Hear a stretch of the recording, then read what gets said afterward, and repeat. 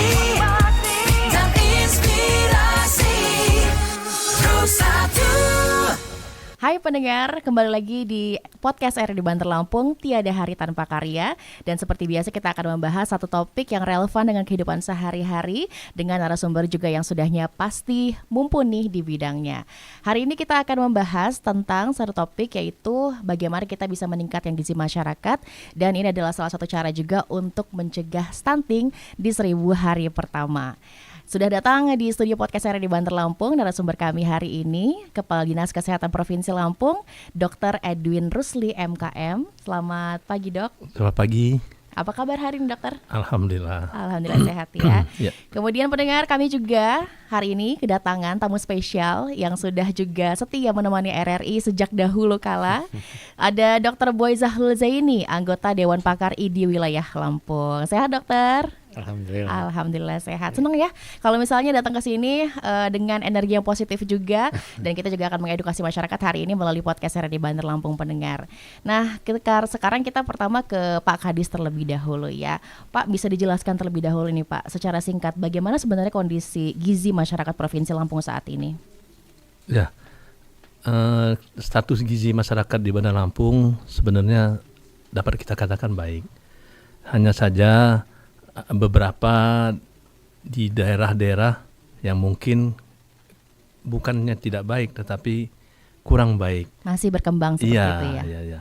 Jadi akhirnya kondisi di mana balita mengalami gangguan pertumbuhan dan perkembangan yang ditandai dengan panjang tinggi badan masih kurang dari min 2 standar deviasinya. Oke.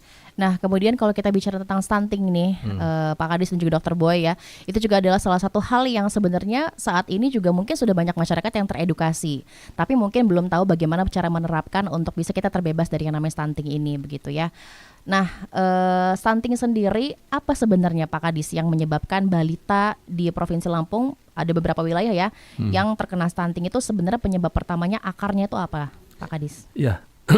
Penyebab stunting itu terjadi karena balita mengalami kekurangan gizi kronis.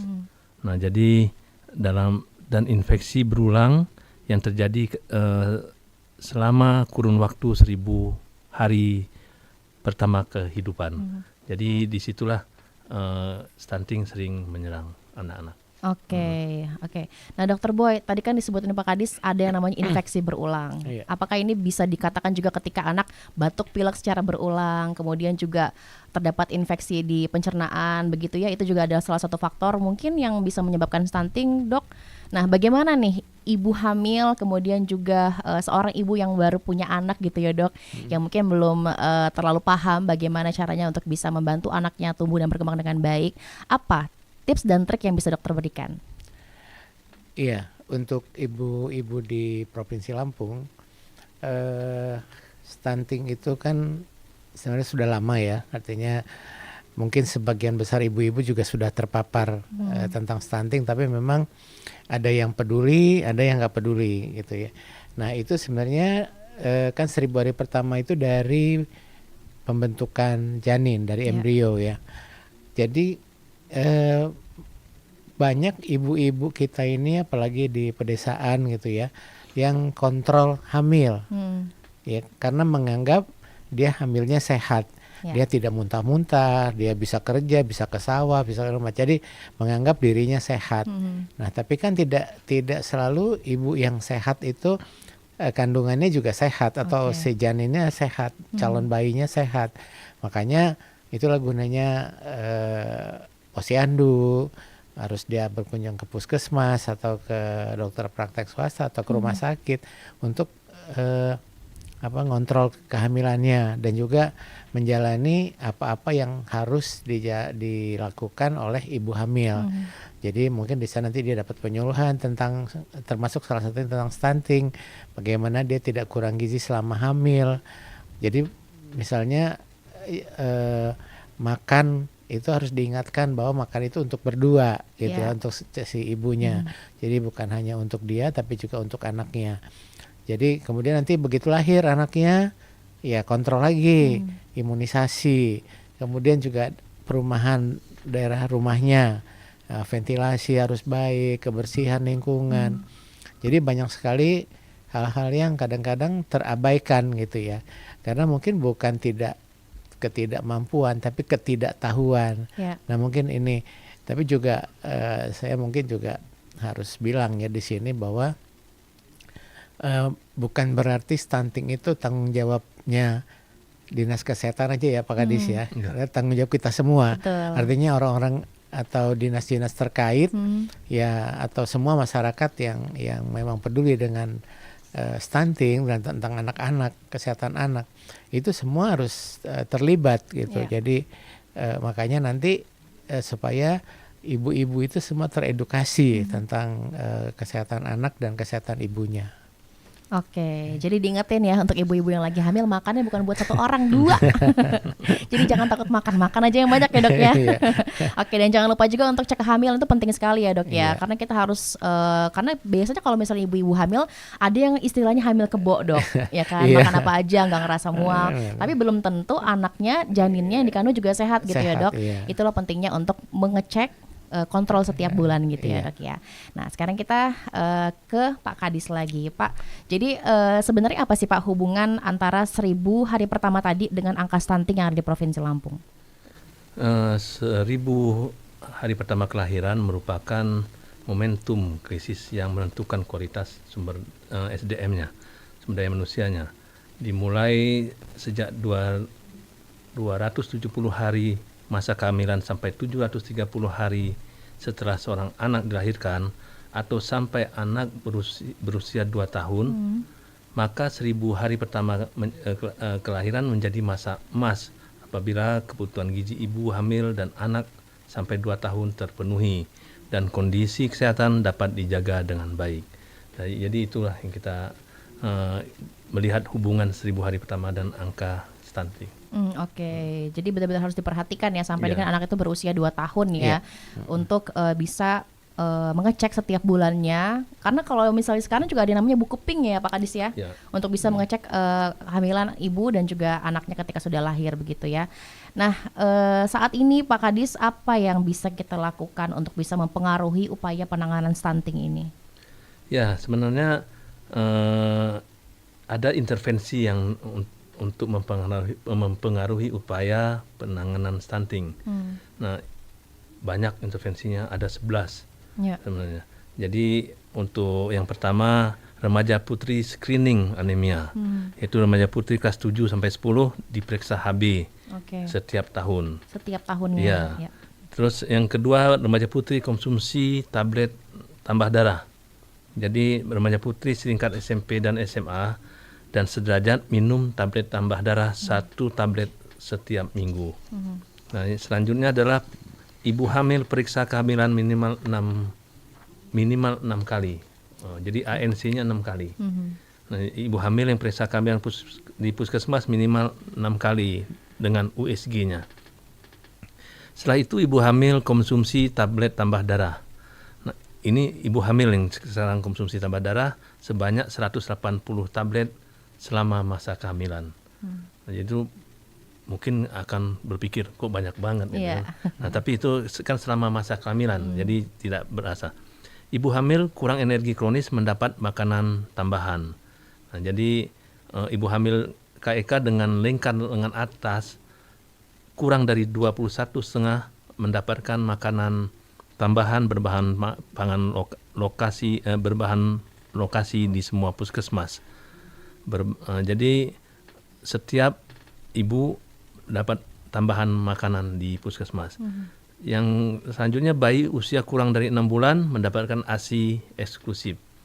Jadi bayi kurang dari 6 bulan hanya minum ASI saja tanpa makanan dan minuman lain, termasuk tidak memberikan air putih. Yang selanjutnya, pemantauan pertumbuhan balita. Balita di ukuran berat badan dan tinggi badan setiap bulan di posyandu. Selanjutnya, balita gizi kurang mendapatkan makanan tambahan. Itu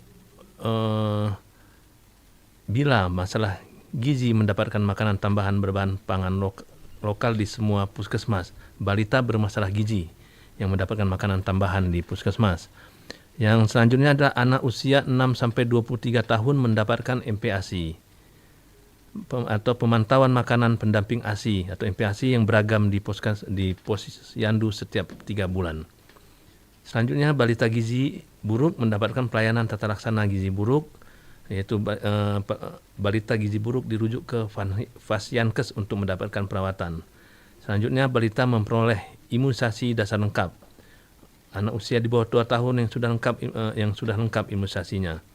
Desa atau kelurahan yang sudah ODF, ada 3 kabupaten yang belum ODF di tahun 2024 ini, yaitu Pesisir Barat, Lampung Utara, dan Kabupaten Pasawaran. Oke, jadi ada 11 hal yang Ya. bisa kita lakukan ya Pak Kadis ya untuk Ya. bisa membantu melerai yang namanya stunting di Provinsi Lampung. Oke, nanti kita akan bahas lagi pendengar bersama dengan 2 narasumber kami di podcast hari ini. Tetap bersama kami di podcast RRI Banter Lampung, tiada hari tanpa karya. RRI Digital dengan tampilan baru. Berbagai konten kolaborasi dari berbagai program nasional, termasuk siaran visual langsung, siaran radio langsung, daftar putar musik, podcast, berita video, dan berbagai fitur interaksi pengguna dalam permainan. Berbagai konten menarik seperti suka, komentar, dan berbagi, serta obrolan langsung dengan penyiar dan pengguna. Pesan langsung dan fasilitas obrolan pribadi antara pengguna aplikasi juga tersedia. RRI Digital tersedia di Google Store dan App Store. RRI Digital. Pendengar Anda masih bersama kami di podcast RRI Banter Lampung, dan kita juga masih akan bahas tentang stunting dan bagaimana kita bisa keluar nih dari yang namanya stunting ini sendiri. Masih bersama kami pula narasumber hari ini ada Kepala Dinas Kesehatan Provinsi Lampung Dr. Edwin Rusli MKM, dan juga anggota Dewan Pakar ID Wilayah Lampung Dr. Boy Zahlul Zaini. Nah, tadi juga Pak Kadis sudah menjelaskan bahwa ada 11 intervensi ya Pak Kadis ya, bagaimana kita bisa membantu untuk melerai yang namanya stunting di Provinsi Lampung. Dan tadi juga sudah dijelaskan kalau untuk MPASI itu dari usia 6 sampai dengan 23 bulan ya Pak Kadis ya. 23 Itu bulan. penting sekali untuk bisa memantau gizi anak-anak kita gitu ya. Jadi nutrisinya harus sangat-sangat diperhatikan gitu ya Dokter Boy ya. Apalagi anak-anak yang di masa itu dari 1 sampai 6 bulan kan eksklusif ASI. Iya. 6 sampai dengan 23 bulan itu mereka harus mengenal yang namanya real food ya Dok ya. Atau juga makanan yang biasa kita makan sehari-hari. Nah, saat sekarang ini Dok, mungkin juga ini adalah salah satu hal yang mengganjal hati para orang tua Dok. Ketika anaknya susah makan nih Dok, ya kan, itu juga mungkin adalah salah satu penyebab akhirnya anaknya nutrisinya kurang terpenuhi. Nah, apa tips trik juga Dok supaya orang tua bisa membantu anak untuk anak itu bisa mengenal dan juga menyukai banyak makanan dan menghindari yang namanya istilah picky eater itu Dok? Ya, kita ini kan sekarang kan zamannya orang sibuk ya, Ya. terutama di perkotaan di mana hampir semua ibu-ibu itu bekerja. Jadi di rumah itu kalau dia punya balita atau ya anak di atas 1 tahun, diserahkan ke yang di rumah, apa itu neneknya, apa itu mbaknya, atau babysitter yang lain. Nah, jadi semua hanya disiapkan ibu-ibu pekerja ini biasanya menyiapkan yang di kulkasnya itu Bahan mentahnya ya Dok. ya cuman ya telur, mie instan, terus daging olahan dan sebagainya. Jadi kadang-kadang kan cuman itu aja ya yang dikasih. Nah, jadi memori si anak yang dimakan itu yang dia ingat hanya yang itu yang setiap hari dia makan. Jadi makanya nanti begitu dia udah umur 4 tahun, 5 tahun mulai ibu mengeluh. Anak saya nggak mau makan sayur, anak saya nggak mau makan ini, nggak mau makan ini. Nah itu karena memang waktu sebelum usia di bawahnya tidak dikenalkan gitu ya, jadi tidak banyak makan yang seperti itu. Ya, tadi kan harusnya seperti kita Harusnya orang beragam ya, Dok, dewasa, ya? iya harus beragam. Kemudian jadi kebanyakan tuh sebenarnya kesalahan ibu ya, yang bilang anaknya nggak mau makan sayur, anaknya nggak mau makan ini itu. Nah jadi sebenarnya kalau nggak makan sayur itu memang kalau makan sayur bayamnya ditumis, kangkungnya ditumis, terus dikasihin ke anak, mungkin anak nggak suka ya, atau ngelihatnya aja dia udah males. Nah mungkin inilah perlunya inovasi ibu untuk membuat makanan itu jadi menarik gitu. Nah ini makanya tadi saya bilang yang ngurusin stunting ini nggak dinas kesehatan aja, banyak instansi lain termasuk ibu-ibu PKK, termasuk tokoh masyarakat, guru, itu juga membantu untuk mengenalkan makanan-makanan sehat yang bergizi supaya dan inovasi-inovasi dalam menyajikan makanan makanan. Jangan itu terus gitu. Jadi dikasih sayur, dikasih gimana Bu ngasih sayurnya? Ya ditumis biasa, jadi masih daunnya gede-gede gitu. Ya si anaknya juga mungkin ini apa pikirnya ya. Jadi memang kita harus berinovasi supaya anak mau makan sayur atau makanan yang lain. Jadi tidak melulu apa yang ada di kulkas ya, atau apa yang sudah disiapkan si ibunya karena ibunya bekerja. Nah jadi ini mungkin yang harus kita berikan sedari kecil, kita kenalkan dari kecil, dari begitu dia udah lepas ASI eksklusif, nah mulai dia MPASI kita harus yang lain makanan untuk yang untuk mendampingi ASI gitu ya. Nah ini banyak ada juga yang salah kaprah, ya termasuk ada pasien saya beberapa salah kaprah. Yang dia bilang ASI eksklusif itu sampai 2 tahun. Jadi sampai 2 tahun nggak dikasih apa-apa, cuman ASI doang. Jadi itu yang kadang-kadang salah kaprah, katanya ASI eksklusif dong. ASI eksklusif itu 6 bulan. Sampai setelah itu ada MPASI dan ada makanan, begitu giginya sudah tumbuh semua ya harus makan nasi nasi, makanan seperti orang dewasa. Cuman mungkin tidak pedas, tidak terlalu asam. Jadi kembali ke ibu, nah ibunya harus rajin-rajin harus bangun lebih pagi ya ibunya ya. Jadi tidak anak kita jadi makannya nggak itu melulu gitu. Nah jadi itu yang supaya gizinya seimbang, supaya lebih baik ya dalam porsi makanan itu. Jadi makanya sekarang kan tidak lagi ada 4 sehat 5 sempurna, tapi gizi seimbang. Nah, di mana lemak, karbohidrat, lemak, protein, mineral, air, vitamin itu harus ada dalam satu porsi makan gitu. Nah ini tinggal kalau ibunya susah mungkin bisa lihat YouTube, bisa lihat apa ya. Dan sekarang media banyak sekali. Jadi jangan lagi ada kata-kata tidak sempat gitu ya. Jadi memang harus disempatkan untuk melihat media atau mendengarkan, harus hadir di sekali-sekali ya, datang ke posyandu gitu ya. Untuk kadang-kadang kan kalau yang menengah atas kan jarang ke posyandu. Nah jadi mereka makanya tadi saya bilang bukan ketidakmampuan tapi ketidaktahuan ya. Nah, ini banyak di antara kita. Jadi yang stunting itu nggak selalu orang, memang kebanyakan orang tidak mampu, tapi ada juga orang mampu stunting gitu karena memang pemenuhan gizinya tidak seimbang dan tidak baik. Oke, nah itu sentilan juga buat saya kayaknya ya. Kayaknya harus menyempatkan waktu untuk berinovasi gitu ya dalam masakan untuk anak-anak ya. Nah Pak Hadis, sebenarnya mungkin ada banyak juga orang yang komunikasi ya, misleading gitu tentang informasi stunting ini. Ada banyak pemahaman mungkin yang tidak tepat begitu ya tentang masalah stunting ini. Sebenarnya balita yang termasuk stunting atau bermasalah gizi itu seperti apa sih Pak Kadis?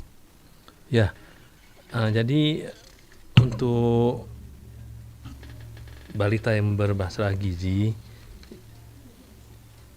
kita melakukan penanganan, yaitu penanganan balita bermasalah gizi salah satunya dengan program pemberian makanan tambahan yang berbahan pangan lokal. Yang kedua adalah pemberian PMT lokal atau pemberian makanan tambahan lokal diperuntukkan untuk balita yang tidak naik berat badan dan berat badan kurang atau underweight, dan balita gizi kurang dengan atau tanpa stunting selama 14 sampai 56 hari sesuai indikasi permasalahan gizinya. Yang tiga, prinsip pemberian PMT atau pemberian makanan tambahan lokal adalah makanan non pabrikan yang tinggi protein hewani. Nah, jadi itu penanganan-penanganan yang harus kita berikan terhadap balita bermasalah gizi.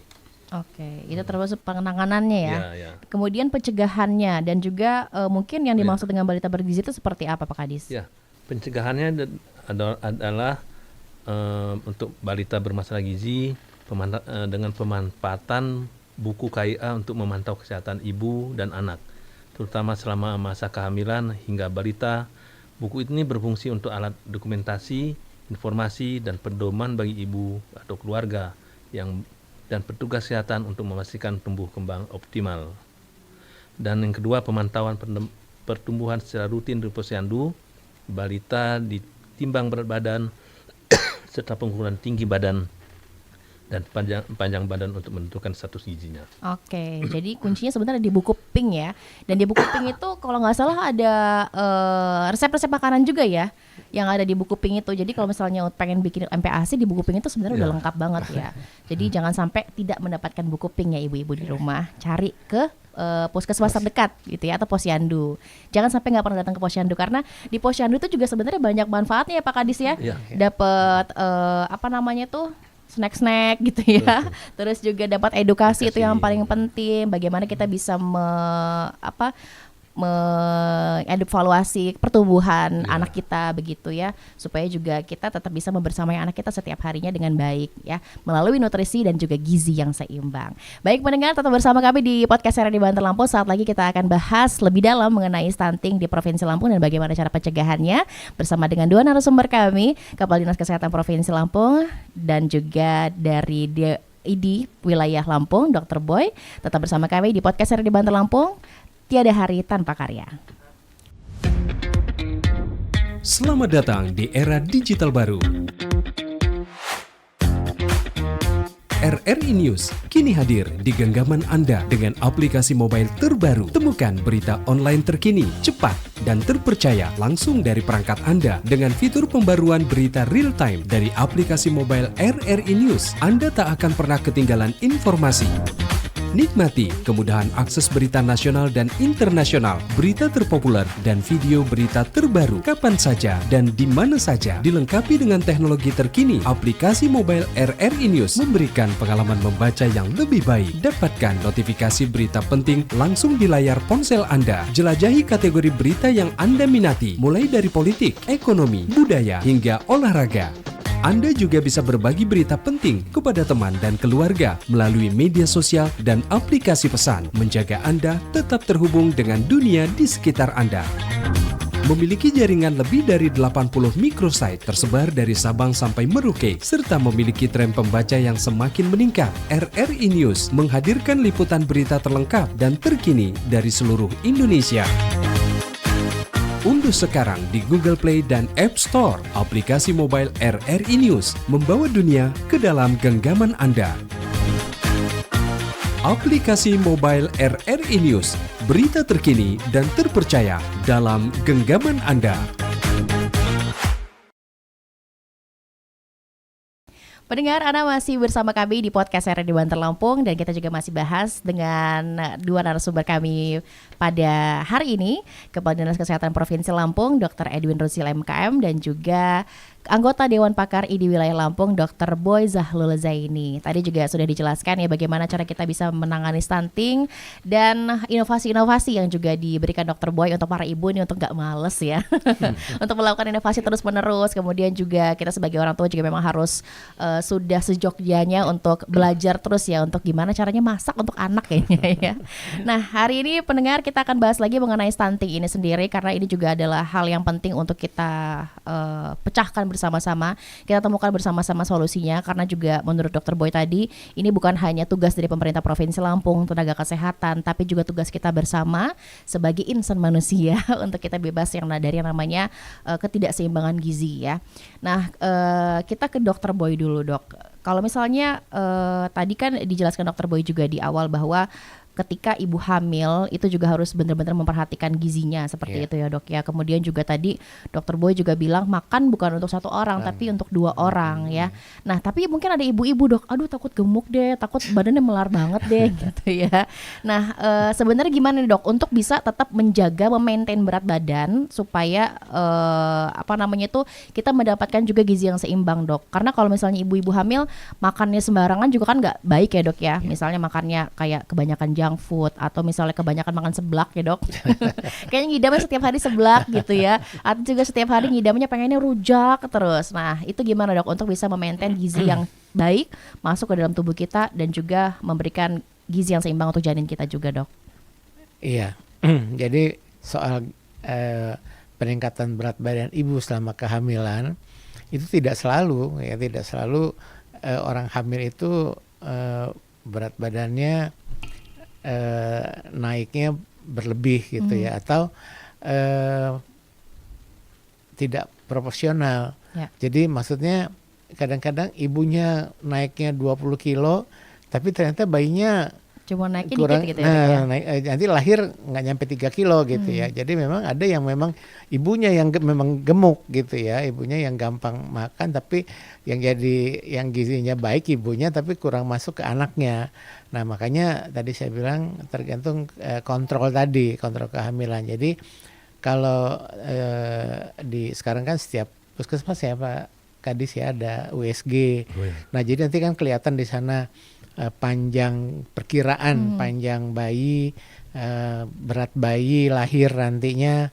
Nah itu jadi kalau kurang harus diuber gitu ya, harus bagaimana peningkatan gizi si ibu selama hamil. Ya jadi memang kalau soal gemuk atau tidak itu sudah kodrat ya, jadi sudah harus diterima. Ya. Nanti kalau mau kurus kan nanti setelah hamil kalau kita lihat selebriti juga banyak kan sesudah hamil ada yang balik cepat ya, jadi seperti semula, ada yang agak lama, ada yang cuek aja, biarin yang penting saya udah punya anak gitu. Nah jadi memang tergantung nanti setelah selesai melahirkan. Ya banyak cara lah untuk kembali seperti berat badan sebelum hamil. Jadi jangan takut gemuk, jangan takut yang penting gizi anaknya cukup ya, dan juga tadi kontrol itu terserah. Artinya kalau memang dia di perkotaan, spesialis kebidanan banyak ya. Nah tapi kalau dia agak di pinggiran atau kalau kita bilang perifer ya mungkin harus ke fasilitas kesehatan terdekat ya, puskesmas ya untuk mengukur ada USG tadi ya untuk mengetahui nanti kira-kira berat lahirnya berapa, panjang lahirnya atau panjang anak atau sudah cukup benar nggak antara umur kehamilan dengan kondisi bayinya. Nah ini jadi tadi yang saya bilang jangan merasa hamil kebo tadi ya, saya sehat-sehat aja, saya bisa ini anak saya nggak masalah, nggak kontrol juga nggak masalah. Tidak, ya tadi kita harus lihat, apalagi sekarang pemerintah sudah menyediakan USG sampai ke puskesmas, itu kan harus dimanfaatkan. Nah baik, makanya ibu harus rajin kontrol, ya ke posyandu kalau memang ada waktu, ke puskesmas minimal, atau sekali-sekali mungkin kalau dia di daerah pinggiran tidak terlalu jauh dari kota mau ke spesialis kebidanan silahkan, tapi artinya hamilnya betul-betul terjaga supaya nanti anaknya tidak masuk kategori stunting. Oke, itu ya harus dilakukan kontrol tadi itu ya dok ya, setiap bulannya. Nah Pak Kadis, bagaimana nih Pak Kadis penanganan pada ibu hamil normal dan yang kurang energi kronis atau KEK tadi ya Pak Kadis sebutkan tadi? Ya, penanganan pada ibu normal dan yang kurang energi kronis, yaitu ibu hamil normal diperlukan tambahan energi sebesar 180 sampai 300 kilokalori dan protein mencapai 30 gram per hari untuk memperoleh penambahan berat badan sebesar 0,5 kg per minggu. Dengan menemukan menu gizi seimbang yang kaya protein hewani dan ditambahkan dengan konsumsi tablet tambah darah minimal 180 tablet selama masa kehamilan. dan penanganan ibu hamil KEK, salah satunya dengan program pemberian makanan tambahan yang berbahan pangan lokal berupa makanan non-pabrikan yang tinggi protein hewani. Dan yang terakhir, pemberian makanan tambahan lokal untuk ibu hamil KEK diberikan minimal 120 hari. Oke, jadi untuk bisa mengakses pemberian makan tambahan itu juga lewat posyandu ya, Pak Kadis ya. Jadi jangan lewatkan posyandu karena itu penting sekali ya pendengar ya. Dan setiap bulan untuk usahakan cek kehamilan di puskesmas juga tadi sudah disediakan fasilitasnya, dan jangan lupa salah hari karena biasanya setiap puskesmas itu ada hari-harinya untuk bisa USG ya. Dan yang namanya pemberian gizi seimbang, terus juga pemanfaatan nutrisi yang baik itu sangat penting juga untuk kita bisa mencegah stunting terjadi di lingkungan kita pendengar. Baik, sekarang kita sudah masuk ke sesi terakhir. Silakan untuk closing statement-nya. Kami persilakan terlebih dahulu Dr. Boy untuk closing statement hari ini, silakan. Iya. Jadi stunting seperti saya bilang di awal tadi adalah masalah kita semua, gitu ya, bukan berarti punya dinas kesehatan aja, tapi termasuk tokoh masyarakat, termasuk ibu-ibu PKK yang lebih dekat dengan masyarakat, gitu ya, lebih bisa turun ke bawah sehingga edukasi atau ibu-ibu kita ini semua terpapar dengan apa itu stunting, penanganannya, pencegahannya, supaya jangan lagi ada stunting baru.